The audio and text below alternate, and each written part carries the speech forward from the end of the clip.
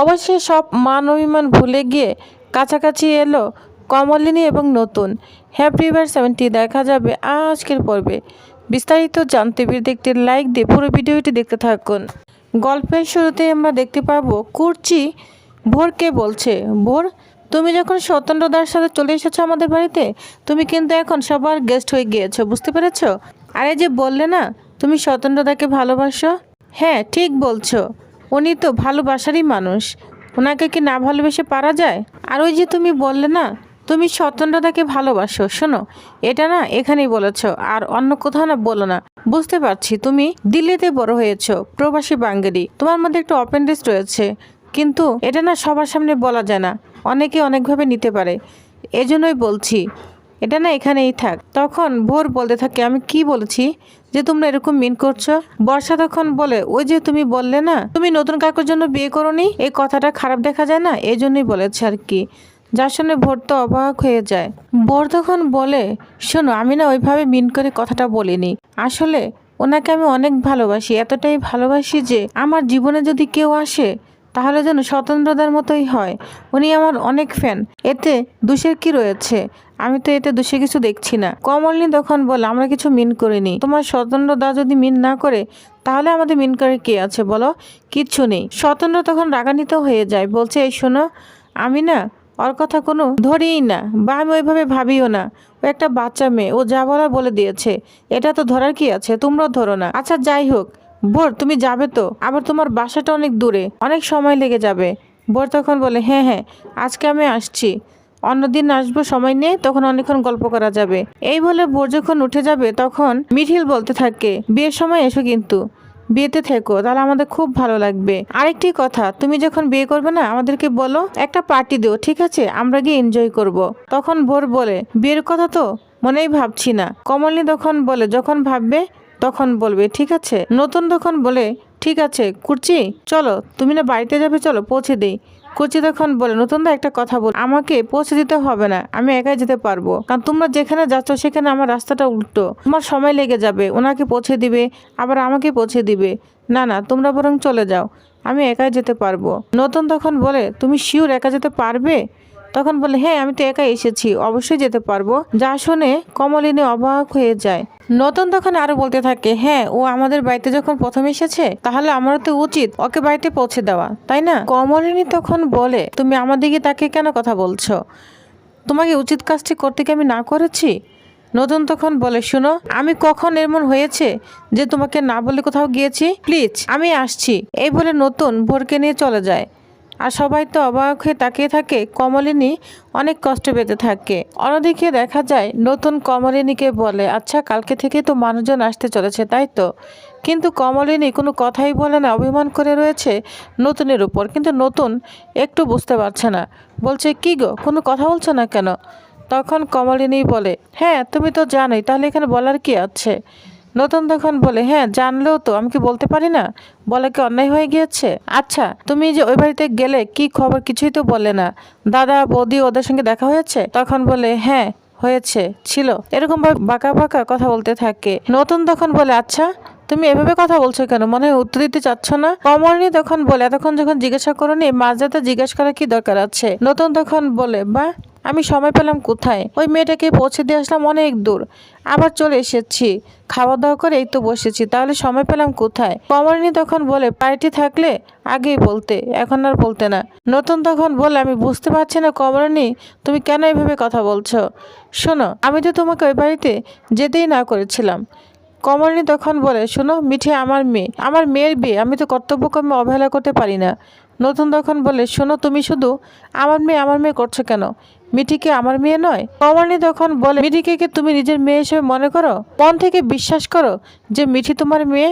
বাইরের একটা মেয়ে এসে বলে গেল যে আপনার মেয়ের বিয়ে, কেন ও তো বলতে পারতো এটা আপনাদের মেয়ের বিয়ে, ও তো তা বলেনি। নতুন তখন বলে, তুমি আমাকে কেন বলছো? বাইরের একটি মেয়ে সে কি বললো না বললো সেটা তুমি আমাকে কেন বলছো? কমলিনী তখন বলে, শোনো শোনো আমরা কিন্তু ওকে তোমার মাধ্যমেই চিনেছি, তুমি কিন্তু নিয়ে এসেছো, আর তাছাড়াও বলেছে না ও তোমাকে অনেকদিন ধরে ফলো করে, হয়তো ও তোমার ব্যাপারে সবকিছুই জেনেছে। নতুন তখন বলে, শোনো, একজন দূর থেকে আমাকে কি ফলো করে না করে কি জানলো এটা তো আমার দায়িত্ব নয়, তাই না? কমলিনী তখন বলে, শোনো, এত কথা বলার কি আছে, আমি শুধু বলেছি আমার মেয়ের বিয়ে। নতুন তখন কমলিনীর কাছে যায়, বলছে খুব অভিমান হয়েছে না? হ্যাঁ, আমারও অভিমান হয়েছিল, সেজন্য আমি তোমাকে 2-4টি কথা শুনে দিয়েছি, এজন্য এত অভিমান হয়েছে। যত যাই বলো না কেন, আমি কি তোমাকে ছাড়া থাকতে পারবো? আমরা দুজন দুজনকে ছাড়া কি থাকতে পারবো? কমলিনী তখন বলে, চেষ্টা করে দেখতে পারো। এটা বলে কমলিনী আবারও রাগ হতে থাকে। নতুন তখন বলে, আশ্চর্য, এটা কোন ধরনের কথা? তুমি তো এখন আর আমার বন্ধুর স্ত্রী নও, তুমি আমার স্ত্রী। আমাদের সামাজিকতা রয়েছে, সবাই জানে আমরা স্বামী স্ত্রী, তাহলে তুমি এটা কেন বলছো চেষ্টা করে দেখতে পারবো তোমাকে ছাড়া আমি থাকতে পারি কিনা? এটা কি কথা হলো? কমলিনী তখন বলে, মেয়েটা তো তোমাকে নিজেই বলেছে ভালোবাসে। তখন নতুন বলে, ভালোবাসে কই? আমি তো সেরকম বুঝিনি। নতুন তখন ভোরের কথা কল্পনা করতে থাকে, কারণ তাকে ভোর আজকে বলেছিল সে তাকে অনেক ভালোবাসে, তাকে আইডল মনে করে। এখনও সে কাউকে বলতে পারেনি যে সে কাউকে ভালোবাসে। এটা মনে করতে থাকে আর নতুন হাসতে থাকে। তখন বলে, বাদ দাও না এসব কথা কমলিনী। আরো বলতে থাকে, আমি মেয়ে, বুঝতে পেরেছ? আমি বুঝি একটা মেয়ে কি বলতে চায়। নতুন তখন বলে, বাদ দাও তো এসব কথা, ও আমাদের ছেলে মেয়েদের বয়সী, ওকে নিয়ে এত কথা কেন হচ্ছে? কমলিনী তখন বলে, শুনো, ছেলে মেয়েদের বয়সী হলেও সে কিন্তু ছেলে মেয়ে হয়ে যায় না, সন্তান হয়ে যায় না। আর তুমি কি তাকে সন্তানের চোখে দেখো? নতুন তখন বলে, সন্তানের চোখে না দেখলেও তাকে আমি কলিগ হিসাবেই দেখি। অনেক অ্যাডমায়ারাই তো আছে, আমাকে অনেকে আইডল মনে করে, সেজন্য কি তাদের কথা আমাকে মনে রাখতে হবে? কি হয়েছে তোমার কমলিনী? তোমাকে কিন্তু এসব মানায় না, বুঝতে পেরেছ? কমলিনী তখন বলে, তাহলে বলে দাও আমাকে কি মানায়। এখন তো আমাকে অনেক কিছুই মানায় না। আর তাছাড়া তুমি তো এবার ওর সাথে ভ্যালেন্টাইন্স ডে পালন করবে, গান গাইবে, তাই না?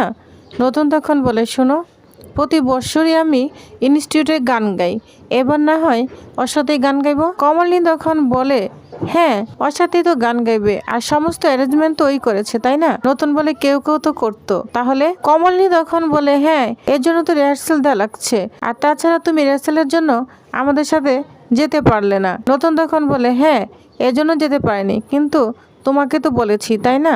কমলিনী তখন বলে, আচ্ছা যাই হোক, তোমার বিছানা বানিয়ে দিয়েছি, তুমি শুয়ে পড়ো। নতুন তখন বলে, হ্যাঁ, কালকে থেকে তো মানুষ যাতায়াত করবে, ইনস্টিটিউটে কালকে যেতে হবে, আর তাছাড়া অফিসেও আমাকে কালকে যেতে হবে। কমলিনী তখন বলে, কেন, তুমি না ছুটি নিবে বলছিলে? নতুন তখন বলে, অনেক ছুটি নিয়েছি, ইমার্জেন্সি ছুটি তো কিছু রাখতে হবে, তাই না? কালকে তোর বিশেষ কোনো অনুষ্ঠান হচ্ছে না, পরশু থেকে হবে, তাহলে তখন থেকেই নেওয়া যাবে। তখন বলে, হ্যাঁ, তোমার তো আবার রিহার্সালে যেতে হবে, আগে তো ইনস্টিটিউটে যাওয়ার জন্য তো পাগল ছিলে না, এখন তো বেশ পাগল তুমি। নতুন তখন বলে, শোনো, আমি কখন পাগল ছিলাম না? সবসময় পাগল ছিলাম, এমনকি লকডাউনও আমি একা একাই গিয়েছি। তাহলে? কমলিনী তখন বলে, হ্যাঁ, এখন তো বিশেষ কেউ আছে, ওই যে মেয়েটা। যা শুনে নতুন মনে মনে হাসতে থাকে। নতুন কাছে এসে বলে, আচ্ছা বলো তো কমলিনী, কি হয়েছে তোমার? এত বছর পরে এসে এসব কথা বলছো? কমলিনী তখন বলে, হ্যাঁ বলছি, এখন তো আর আমাকে বিশেষভাবে আর পছন্দ হচ্ছে না, সেটা আমি বেশ বুঝতে পেরেছি। আর তাছাড়া আমার আত্মীয়স্বজন, আমার শ্বশুরবাড়ির মানুষ, সবাইকে তোমার মেনে নিতে হচ্ছে। আমার অল্প বয়সে বিয়ে হয়েছে, তাই আমার সন্তানরাও অনেক বড় বড় হয়ে গিয়েছে, আর আমার সন্তানদের তোমার অন্যের কাছে পরিচয় দেওয়া লাগছে। এটা তো তোমার জন্য অনেক বিরাট কষ্টের ব্যাপার।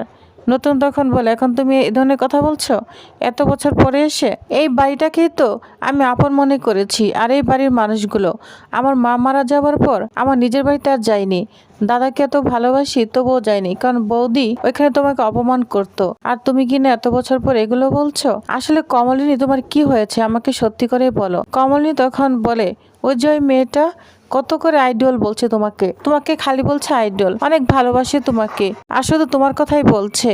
তখন নতুন অট্টহাসি আসতে থাকে, বলছে, কমলিনী, এটা কি বলছো? এটা না, এই জন্যই তো বলছি সংসার থেকে বের হও, তোমার ফটোগ্রাফি ক্লাস শুরু করো, তাহলে দেখবি সব ঠিক হয়ে গেছে। এটা না আসলে তোমাকে মানায় না।